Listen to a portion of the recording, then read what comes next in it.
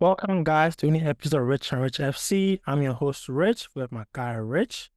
We're here to talk about all the match games from match week 6. Um, yeah, Rich, how was your weekend? As you know the vibes, man. Lots of teams collected this week, so we're going. The beatdown was crazy, but one team survived though. So, It's the not Gunners survived by luck. Actually, more than luck, but we'll get into it later. Now we're gonna start with the first game of the week in Manchester United. They got beat by Brentford, and Brentford not doing so well. Rain back again, couldn't get back-to-back victories. Like, what's yeah, going on? How do you see the game? the game. Yeah, the game itself. Like, how did you see it? It's disappointing, very disappointing. If you're a Man U fan, it's disappointing, but is it surprising? No, it's not surprising at all. That's what I'll say. He thought maybe they could build off some momentum after beating the mighty Club World Cup champions, you know, but like they back that button and it's back to reset. So Yeah. uh, kind of unfortunate, but what do you expect if you keep doing the same thing and you keep getting the same results? What do you expect? So obviously everybody's calling for Almiron's job. Like I said, man, his time is up. That's what I'll say. I mean, I heard they were gonna wait until like November to maybe kick him off. You know, but November kind of reduces how much they pay him compensation. So I don't know how true that is, but hey. this, this But is looking at the game itself, right? yeah, Looked like the substitutions he made, it kind of confused the players a little bit because every substitution he made kind of changed the position of another player. yes, Like Mount changed position, and Wilmore changed position, Dalot changed position. Zerski came and played in the number 10 role, shifting Mount all the way out to the out wide and Wilmore back to a left wing, and you still lost. yes. So, like I said, if you keep doing the same thing, what exactly do you expect? So this thing goes back to the system. This system, it does not work. It has not proven to work for Man United. And right now, the way Amaran is going, United is like the Titanic. So if you have to pay to off, if, uh, yeah, if you have to pay 20 million to get out of the contract, it's better you pay and you stay in the Premier League than wait to November and then wait for the coach to change the minds of these players. Because right now, the players, the club, they're in a losing state of mind. You don't want to, wait to November and then confuse the players some more. I see a lot of confusion with this team, and it all stems from the formation and it stems from the coach. The coach has no, when you look at him when he's coaching, I don't believe he thinks he can win. And this is versus Brentford. man. I mean, they did not have the same number of points as Brentford, same wins, same number of draws, same number of losses. Yeah. The only thing is Brentford has more goals that they've scored than, but they're Listen, getting the same number of goals. So they, they've struggled against every team. And even like when we thought Bruno could score this PK and bring them back and they could come back, this guy missed. When have you seen Bruno miss two PKs in a year? The guy is stressed out. He's even yeah, coaching. He's it's coaching men them. it's a mental thing, I guess. I guess like there's more going on in the background that we think, Yeah, and like the players are not clicking because the players they have going for it are not bad players. Like yeah, not. Cunha is a proven EPL top player. Mhm. And Buemo, same. Bruno, we've seen it over the years at Man United. Sesko, upcoming prospect, you know. So even if the defense is now working, sure, the midfield doesn't have any legs, sure. But going forward, they should produce. So even if they're losing, they should be losing high scoring games. Like a Yeah. 4-3, 5-3, they should be scoring goals, but they're not. Yeah, it's not Again, clicking. it's not scoring. Like even on the individual level, forget the collective, individual. They're all not doing anything. The only person that you can say at Man United is shining right now is Mbeumo. He's the only one that can see us like some sort of spark when he plays. You can see him chasing players down, running, chasing dead end balls, loose balls. Aside from him, nobody else. You don't see Bruno.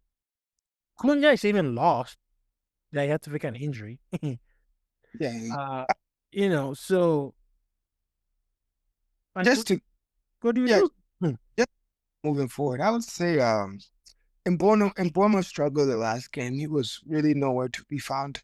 To be honest, they're playing Bruno out of position still. Hmm. Uh, they need to figure that out. Whether they made a horrible decision by buying Cunha both and Mbomo, because now that changed Bruno's position, and it seems like Bruno coach them and play at the same time, and he's yelling at people, and then he has to take PKs, and he's missing PKs. That makes him look bad too. So, and then Cunha, the last game, he was just selfish.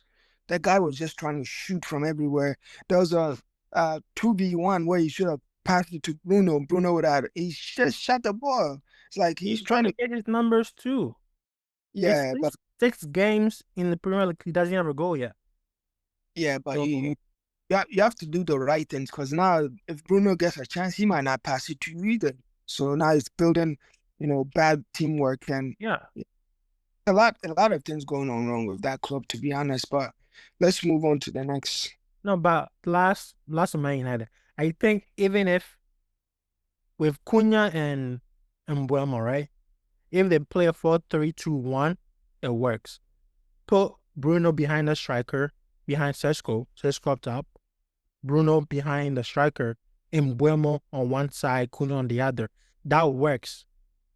You kind of have a balance going forward. You put Ugarte and Menu behind Bruno. Yes, they're not the best, but they can get the job done. That kind Yeah, of solidifies everything for you. yeah, I agree. I agree. The formation needs to change, but the coach says he's not changing it, so they have to let him go. Yeah. So I guess change of manager might kind of help United Yeah, it's a formation. 4-3-3 formation. Just play your typical 4-3-3 formation, and they'll be fine. You can make in-game adjustments, let you go here, but the basics 4-3-3, it kind of works. Kind of like Pep does. Pep plays a 3-back, but he makes sure he has a 4-back. Got you. But next game, let's move on. Manchester City, of course, they had the easiest game of the fixtures this week, and they got Burnley. Yeah, They did his thing. That boy's on fire. It is late, but he's on fire. Hmm. yeah. Uh, It's looking good when they're playing against lesser opponents, but obviously we won't judge them on those games. But obviously they did what they're supposed to do, unlike United in their case.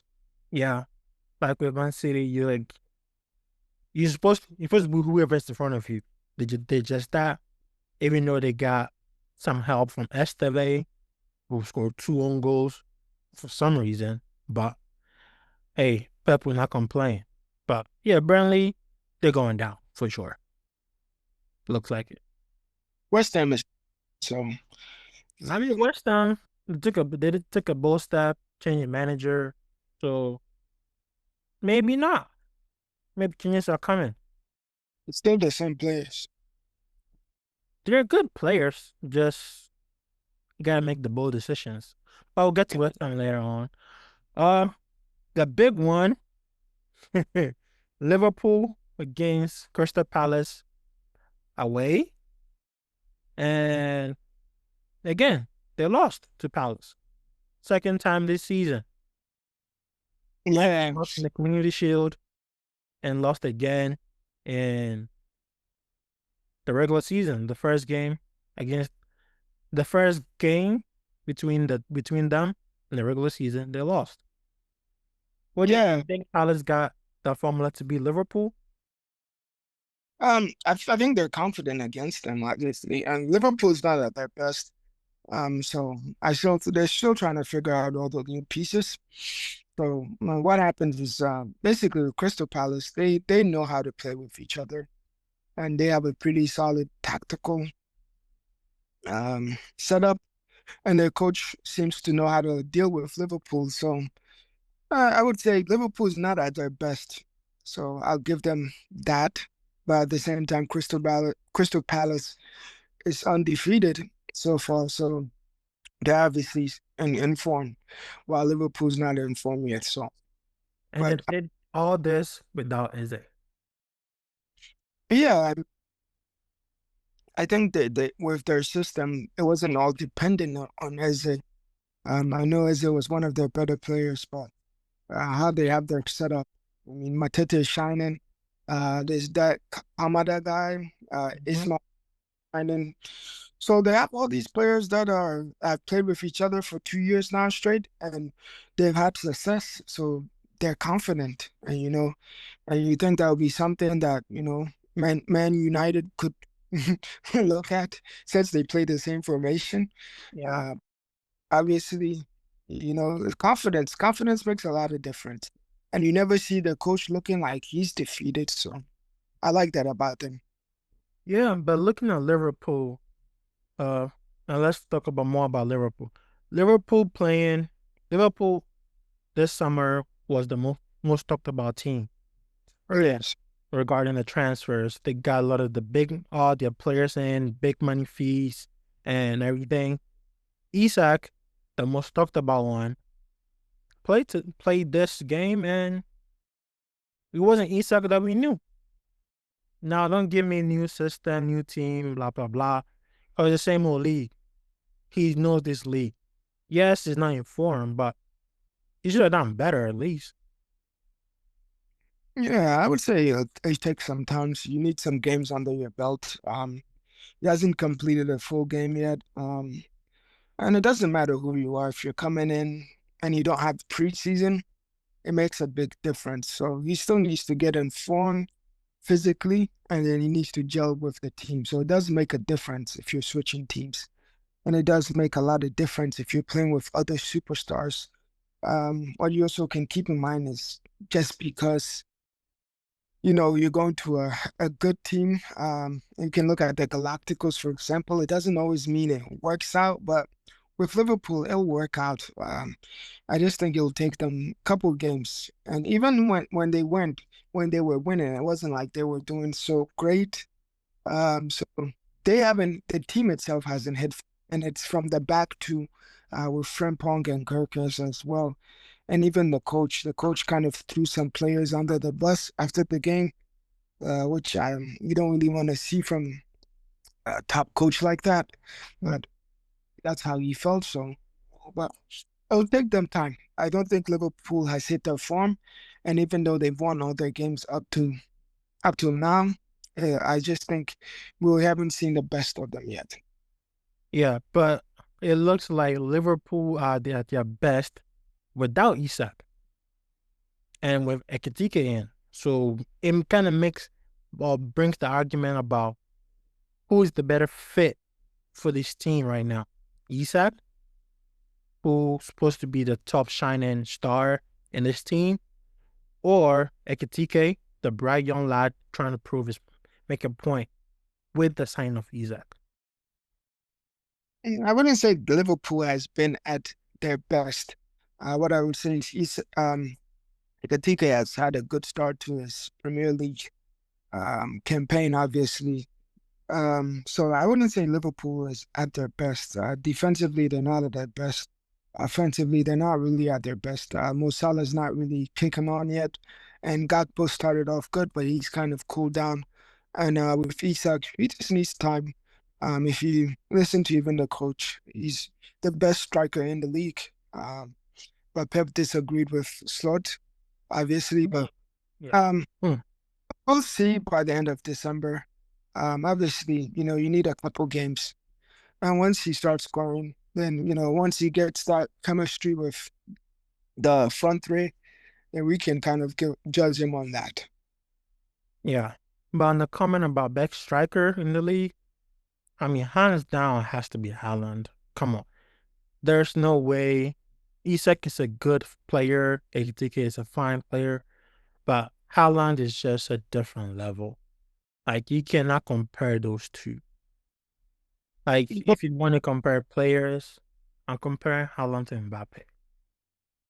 That's no, no, no, no. I wouldn't agree with that necessarily. So what I would say is Isak's the most complete striker in the league.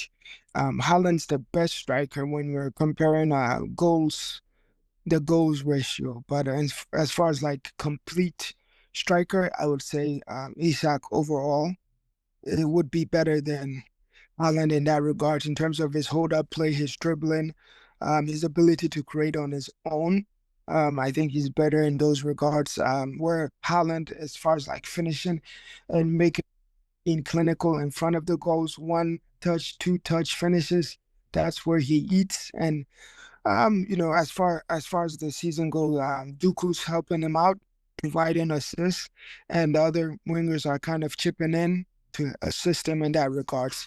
So I would say Onslaught's not too far off if Isak's able to score those amount of goals because his overall game is more complete than Haaland, where Haaland in the past we can look at him and criticize him for his hold up play and sort of like what he does in between the game, other than finishing, what he really provides for the team. But I mean, as a striker, your job is to score. So there are two different types of strikers. So I would say all right. more. Let me throw you this. In the Champions League final, you have the choice to choose between Isak and Haaland to play. Who are you choosing? You I need mean, the striker. And you have so the choice between Haaland and Isak. Who you picking? it's not so simple. That's what I say. It depends on your team and how you want to play. Overall, if you're saying who's more valuable now, I would say Haaland is more valuable because he provides the goal. But if you look in the past, even last year, Isak's never been on a super team. That's what I would say. So this is this year to kind of be on that level in terms of his team. So if Isak's doing what Isak does, he should be on par with Haaland. So that's what I would say in regards to that. But if I'm starting a team, having Isak or Haaland's not a bad thing, bad choice. Who you starting though? Well, my To win the game. Who you starting? like I said, it depends on the team. It's not so clear. You No, it's not about forget the team. You need to win that game. Who you I picking? I could start Isak and I'll be comfortable with Isak, to be honest. Well, I bet to differ. I'm taking Haaland any day because I need to win. I know he's gonna show me goals. So, but well, let's move on from City and Liverpool. Let's move to Chelsea and your counterparts, Brighton. Their business partners, your So academy, really, Chelsea. okay. Either one. So Brighton, right? Brighton's best customer is Chelsea. Not Yes. they give them. Brighton also beats them. Yeah. Chelsea hasn't won like the last three games of it against Brighton. It's and that's going back to like last season. In the last 3 years, Chelsea has pretty much given them about 300 million plus, and they can't even They took every player possible and still couldn't beat them. another red card as well. Yeah. Sadly, Chelsea now. Now this is interesting.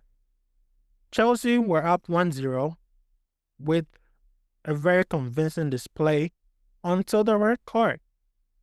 Now, Maresca, why does he panic and crumble when he gets a red card. Because like the changes he makes doesn't make sense. The players it brings, like the players and how they play after they get a red card doesn't make any sense. Like, what do you think is going on? I don't know. Yeah, it's interesting. I think that's something maybe he needs to work on. Because obviously some of the changes you kind of don't understand, and a lot of Chelsea fans didn't agree with it. Obviously, you don't plan to get a red card, and especially after you had a red card the last game, you're not thinking you're gonna get another one. So that's unfortunate. Yeah. On his prior to that, the team was doing good.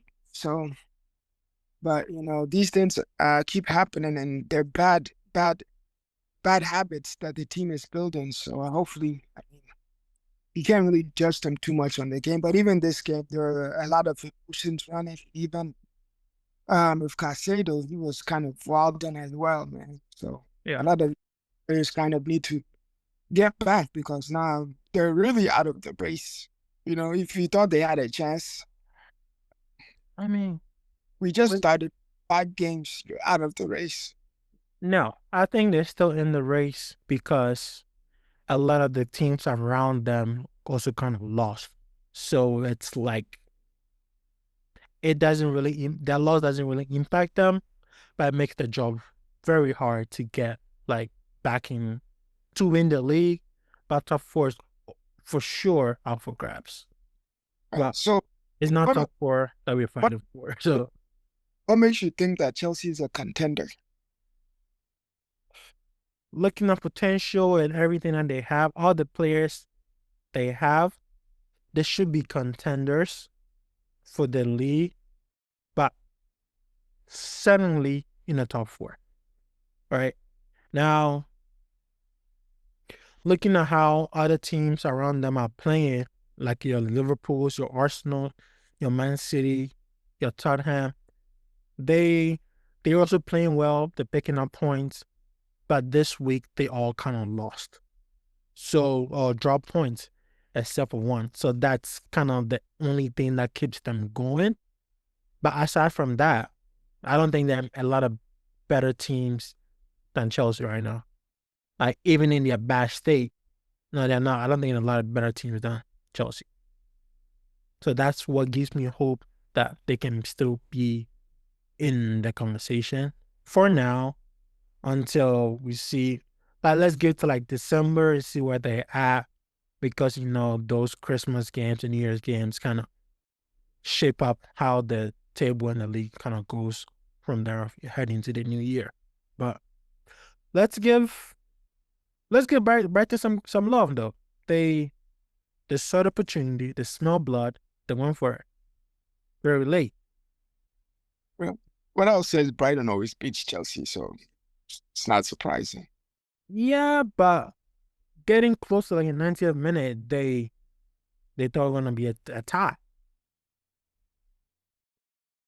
Well, if we're looking at the last 3 games, it seems like Brighton knows how to beat Chelsea. So it's one of those things.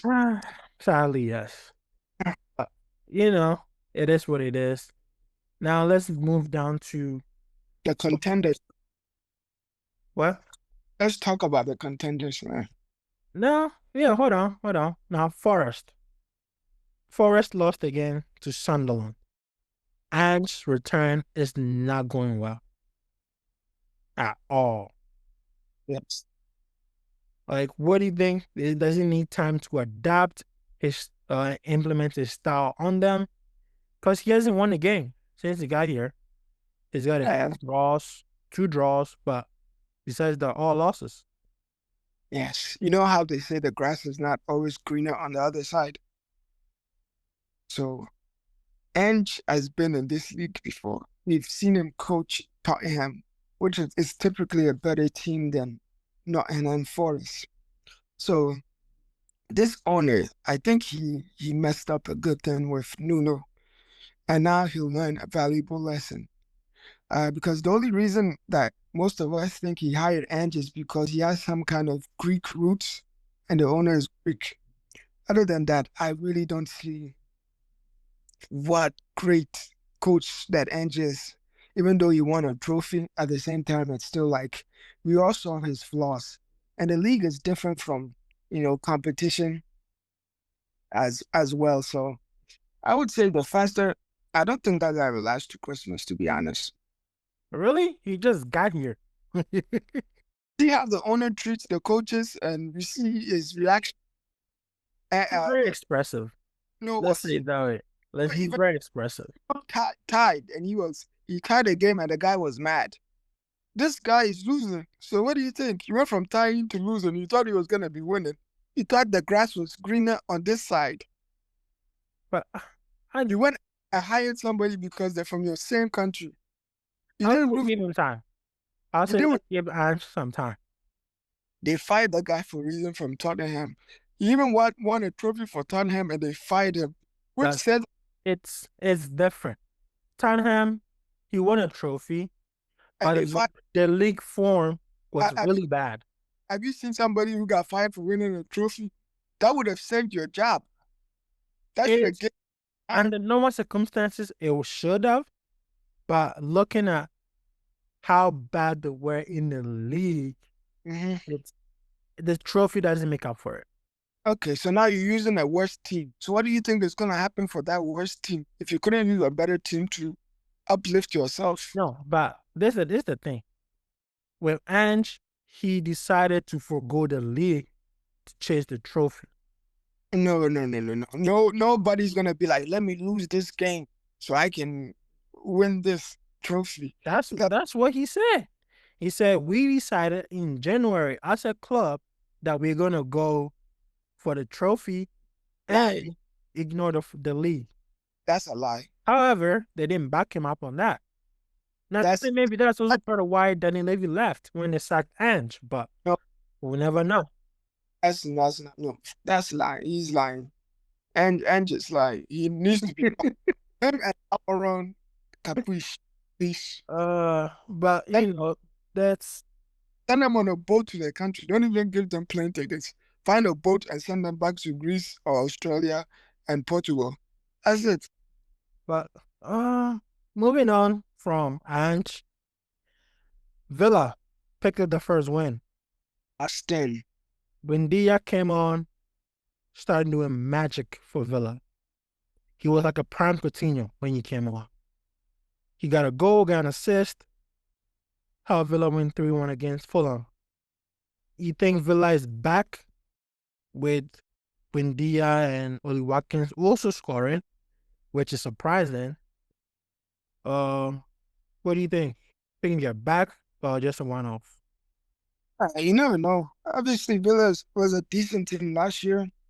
Ali was in form, and I think they kind of messed with his mental when he brought in like Rashford and what's that Spanish boy from PSG. Yeah, Asensio. They were like playing games and starting those. How are you gonna bring lone players and put your main striker on the bench? They provide something different. Man, I think that messed with his psychology. So he didn't have up to the season. I don't know. They have the same team. They've been struggling. Hopefully it helps them get some confidence. They were a good team from last year, but things changed. And they brought in Elliott and they brought in Sancho, who's not even playing. So we'll see. Fulham is all right team, but they're all like in the middle of the table team. So all those teams on their good days, they can win their games. I won't take anything to it. Well. Hopefully Villa keeps it up and then, But now let's go to the other big game in Newcastle taking on Arsenal. Yes. A lot going on in this game. The big German, Nick Watermatis, scored a goal again. But Arsenal had other plans. Gabriel scoring again, the big winner. But there was a controversy at the end with Gabriel again with a handball. What do you think of? Is that a PK that they should have had, or it's a No, it's not a PK. Obviously the handball rules have changed, so it wasn't deliberate. I think it touched another part of his body before it touched his hand, so that automatically means it's not a handball. Um, but obviously the whole game, our Arsenal dominated the game and kind of they deserve the win. Right now, Arsenal is kind of like a scary team where in the last two games they kind of had possessions over City. And even when teams score against them, the teams automatically kind of park the bus and invite pressure. And Arsenal is now the set piece FC. So a lot of people say it's like, Two goals from a corner. yes, a lot of people are saying, oh, they got lucky, but they score from set pieces. So you can't say it's luck when they've been doing it since last year.